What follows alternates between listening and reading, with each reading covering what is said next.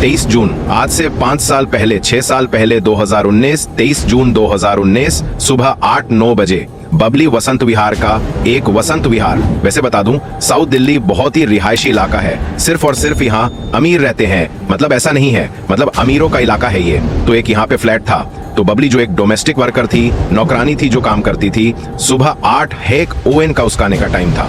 तो एक 2 bedroom flat में जो कि फर्स्ट फ्लोर पे था, यहाँ पे आती है, यहाँ पे आई, ऐसे दरवाजा खटखटाया, आमतौर पे वो दरवाजा खटखटाती थी, 1 मिनट वेट करती थी, कोई ना कोई खोल देता था। इस बार किसी ने नहीं खोला, उसने फिर से खटखटाया, किसी ने नहीं खोला, तो उनको लगा शायद कोई सो रहा होगा, हमारे जो मालिक है, मालिक और मालकिन, वो सो रहे होंगे। लेकिन अजीब क्या चीज थी, उसने हल्का सा दरवाजा खोला, दरवाजा खोला हुआ था, आमतौर पर लॉक रहता था। वह अंदर गई और जब उसने अंदर गई तो वह उसने जो अपने सामने से देखा, उसकी पैरों की जमीन खिसक गई, वह इतनी डर गई कि उसकी चीख तक नहीं निकली। अब उसने देखा क्या कि उनके मालिक विष्णु माथुर जो कि 80 साल के थे और उनकी मालकिन शशि माथुर जो कि 75 साल की थी और एक लड़की जो कि 25 साल के करीब थी, खुशबू नौटियाल, उन तीनों की लाश पड़ी हुई है। एक की लाश बेडरूम में खुशबू की और बाकी दोनों की, एक की लाश ड्राइंग रूम में और बाकी दोनों की बेडरूम में। और लाश ऐसी कि मल्टीपल घाव, वाउंड, ऐसा लगा है कि बार बार स्टेप किया, चाकू भूका गया है, गला कटा हुआ, किसका, मालिक और मालकिन का, विष्णु माथुर 80 साल के और शशि माथुर 75 साल के।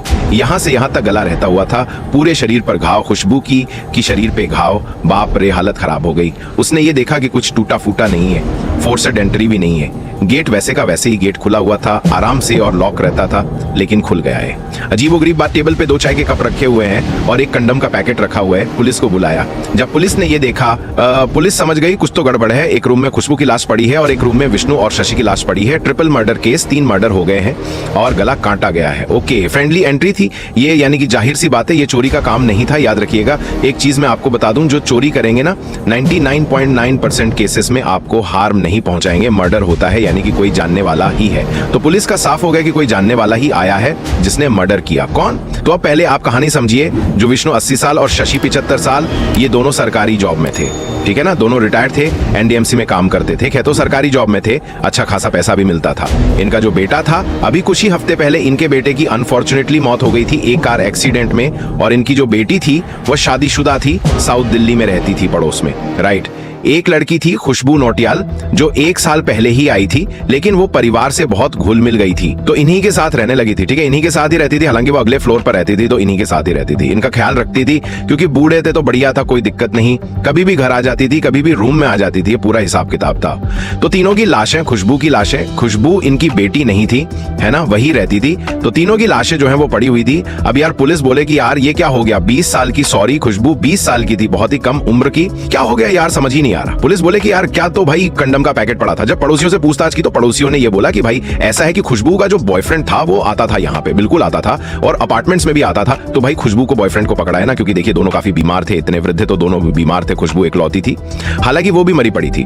तो उसको बॉयफ्रेंड को पकड़ा पुलिस ने, पुलिस स्टेशन ले गई, 72 घंटों तक पूछताछ की, 72 आवर्स तक कुछ भी नहीं मिला, 72 घंटों तक पूछताछ की। तो पुलिस ने देखा कि ये बेकसूर है। याद रखिएगा कि अगर आपने कुछ नहीं किया है तो पुलिस कुछ नहीं कर सकती, उनको भी पता चल जाता है, उनको पता कि भाई जब ये पूरा कांड हुआ तो ये यहाँ था ही नहीं और ये प्रूव कर ले गया, तो बेसिकली इसको कुछ भी नहीं पता है। वो भी बहुत ज्यादा दुखी है क्योंकि उसकी तो भाई गर्लफ्रेंड का मर्डर हुआ है। तो पुलिस ने सोचा कि हमारी जो इन्वेस्टिगेशन है वो गलत ट्रैक पर जा रही है, क्या किया जाए। अब पुलिस जो है वो इनकी बेटी के पास गई, तो इनकी बेटी से पूछताछ की। याद रखिएगा कि जो घर में जो मर्डर हुआ था ना, कैश वही था, सोना गायब था और इनके 2 फोन गायब थे। सोने की चेन में साईं बाबा की फोटो लगी थी, वह गायब थी, सोना गायब था, कैश नहीं गायब हुआ, ठीक है ना।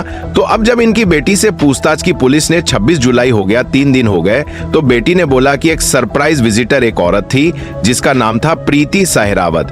प्रीति सहरावत मेरी माँ के साथ काम करती थी एनडीएमसी में, और यहाँ पे उससे मुलाकात हुई थी, और प्रीति जो है वो आती जाती रहती थी। अभी पिछले 1-1.5 साल से ही आना जाना काफी ज्यादा हो गया था, और क्योंकि भाई मेरी मम्मी और पापा जो थे वो बूढ़े थे, अच्छा लगता था कोई जब एल्डरली कपल से ऐसे बात करता है। तो पुलिस ने फिर प्रीति सहबो कि कहाँ है प्रीति सहरावत, बोला मुझे पता नहीं, मैं तो यहाँ पे अपने मायके में हूँ, ससुराल में हूँ, तो मुझे तो नहीं पता कि वो कहाँ पे है। प्रीति 42 साल की थी जो कि नंगल दिल्ली से थी, तो जाहिर सी बात है ये मर्डर की गुत्थी प्रीति पर जाके रुकी है, लेकिन प्रीति कहाँ है पता नहीं। अब प्रीति की ढूंढ शुरू हो गई। 26 जून 4 दिन बाद जो फोन था ना वह 1 मिनट के लिए ऑन हुआ। पुलिस ने ट्रैक किया, जैसे ही फोन ट्रैकिंग पर लगा था तुरंत आ जाता पुलिस के पास अलर्ट। फोन ऑन हुआ फिर तुरंत स्विच ऑफ हो गया, उससे फर्क नहीं। एक बार आपने फोन ऑन किया, खेल खत्म। इसी फोन ऑन के चक्कर में ले डूबे। प्रीति गई, फोन ऑन हुआ, पुलिस तुरंत पहुंचती। जो लोकेशन थी वो गुड़गांव क्या होटल था, तो पुलिस गई होटल के रूम में। वहां पे प्रीति तो थी, साथ ही साथ मनोज भी था। अब ये मनोज कौन है? ससुरा मनोज 39 साल का 30/9, जो कि प्रीति का लिव इन पार्टनर था। दोनों ही जो है वो होटल के एक रूम में थे। दोनों को गिरफ्तार किया गया। उसके बाद दोनों को गिरफ्तार किया गया। बोला कि बेटा क्या किया तुमने?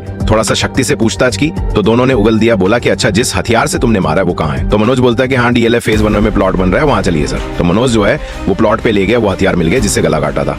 देखिए आप, वो अगर मान लीजिए कोई आरोपी पुलिस के सामने बोल भी दे मैंने मर्डर किया है, तो भी वो बच जाएगा जब तक एविडेंस ना मिले। आपको एविडेंस चाहिए ना, सबूत चाहिए। सबूत नहीं मिलेगा तो कुछ नहीं है। सबूत मिल गया, कंडम का जो 3 पैकेट था ना उसका 2 पैकेट मिल गए। एक तो वही छोड़ा था, एक और उसकी स्ट्रिप मिलाई। वो सब कुछ पूरा कंडम वहां पे पैकेट भी फेंक देता। 3 पैकेट खरीदे थे तो वो पूरा मैच कर गया। यानी कि एक तरीके से जो एविडेंस है फॉरेंसिक ने एविडेंस को मैच कर लिया और बोला कि बिल्कुल यही है। और ये पूरा देखिए, जो प्रीति थी उसको पता था कि खुशबू का एक बॉयफ्रेंड है, आता है, तो उस बॉयफ्रेंड को फंसाने के लिए प्रीति ने कंडम का पैकेट वहां पे छोड़ा था कि शक जो है वो उसके बॉयफ्रेंड पे जाए।